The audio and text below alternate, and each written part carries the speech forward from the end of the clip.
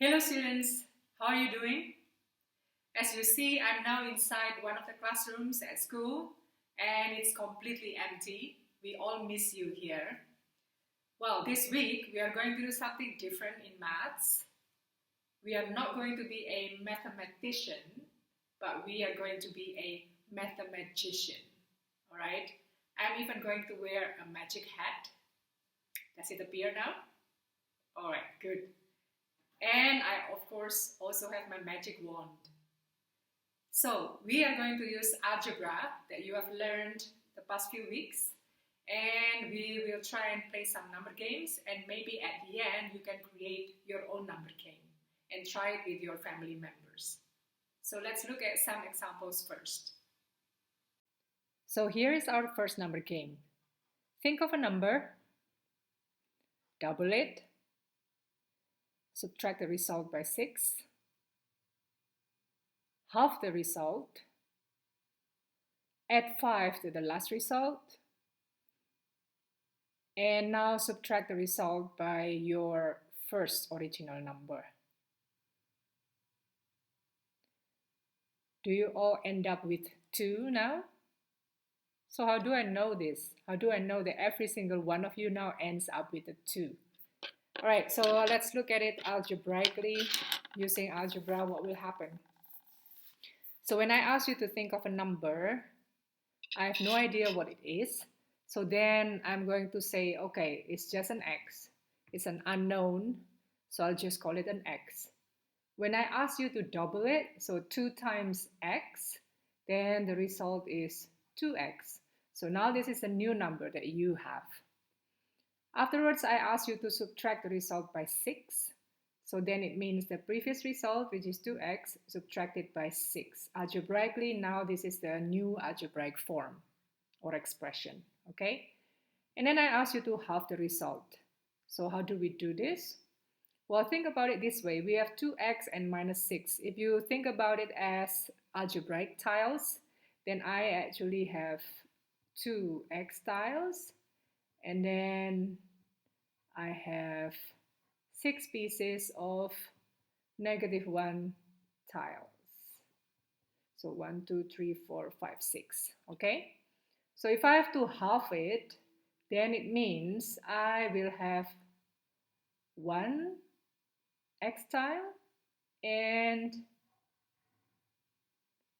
3 -1 tiles. So then if I split them into 2, then each group will have 1 x tile and 3 -1 tiles. So what is that result then? We will have 1x and -3. Okay? So all right, what happens now?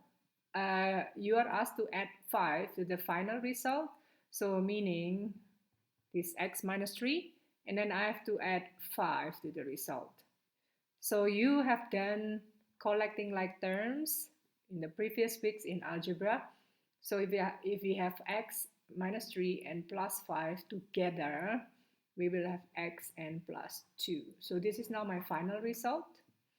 And then the last thing I would like you to do is to subtract the final result by your original number. And your original number was x, whatever it was. But whatever it was, I would like you now to subtract the final result by that number. So again, using algebra, we have x and minus x. Those two cancel out. So then it means I will end up with 2. So it doesn't really matter what your original number was.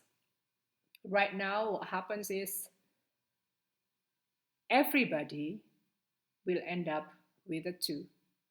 So using algebra, you can explain how this number game rule works. Okay, let's look at the second number game. Think of a number, add 5 to that number, subtract 8 from the result, multiply the result by 3, and then add 9 to the last number. So what is your final result now? Well, each person will have a different number right now, but I know for sure to guess your original number, I just have to divide it by 3. So if let's say one of you ends up with a 9, then your original number was a 3. If you end up with a 12, then your original number was a 4. And if you, let's say, end up with 21, then your original number was a 7. How do I know this for sure? Let's look at algebra, use algebra to solve or to explain what's going on. So again, when I ask you to think of a number, I'm not very sure what it was or what it is, so I'll just call it x. And then when I ask you to add 5 to that number, it means I will have x plus 5.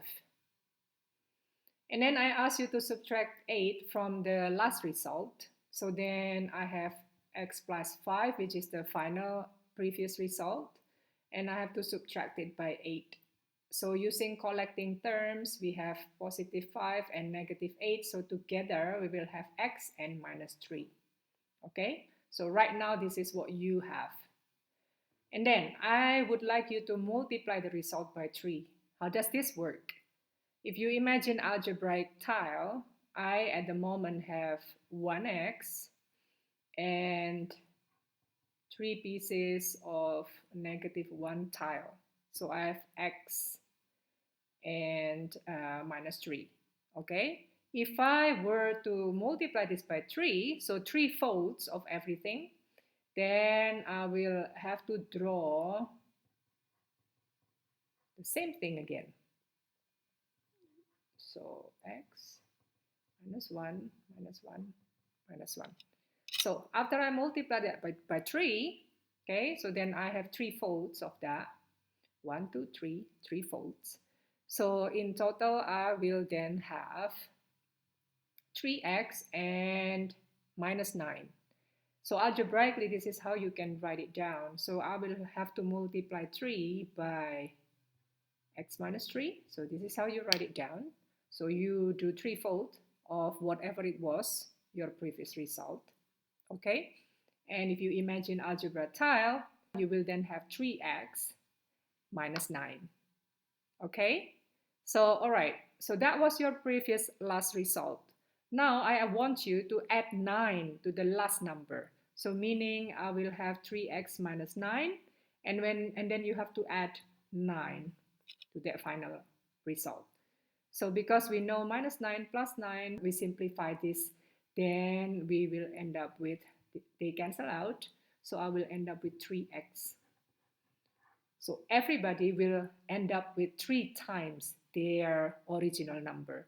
Therefore, I can guess easily when you tell me, okay, my last number is 12, I can just divide it by 3 and I know for sure your original number was a 4. So that's how it works using algebra. Well, don't forget to wave your magic wand when you are doing those number games, okay? Are you having fun? All right, so think about it. When you want to create your own number game, what is important? What kind of things do you have to take into account? Well, you can pause this video and think about it for a while. What makes a good number game, according to you? Well, let's say, as an example, if I will create a number game that looks like this. Think of a number, multiply it by 3, then divide it by 3. Well, I know you must end up with your imagined number in the beginning. What do you think will happen if you have that as your rule for number game? It's too easy for people to guess, right? So that will not make a good number game. On the other hand, if you, for instance, say, think of a number, multiply that by 1,378,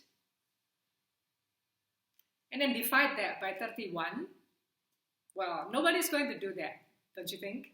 It's a bit too difficult for people to process. So that's not going to make a good number game either. Now, think about that. You have to create one that is not too simple, not too difficult, and it will be easy for you in the end to work out and go backward to find what was the number other people imagined in the beginning. So good luck.